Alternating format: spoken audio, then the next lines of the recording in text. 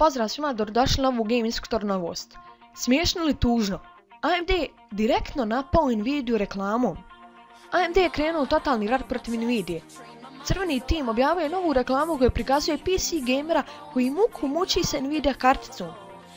Njemu u tom trenutku prilazi tip koji ga obavještava kako su Nvidia kartice prevaziđene i da je za današnje PC gamere AMD najbolje rješenje. Po riječima eksperta, Nvidia je možda bila najbolja, ali prije nekoliko godina.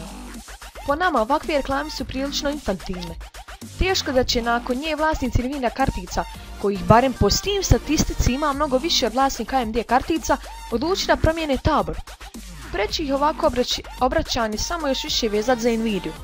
Nemamo ništa protiv toga da dva najmoćnija proizvođača grafičkih kartica ratuju, ali nadamo se da će to činiti na ipak malo pametniji način. U komentar mi napišite koju vi grafičku karticu imate i koja vam je bolja, AMD ili Nvidia. A da bih nastavili da gledate i pratite novost na Game Instruktor kanalu, pretplatite se.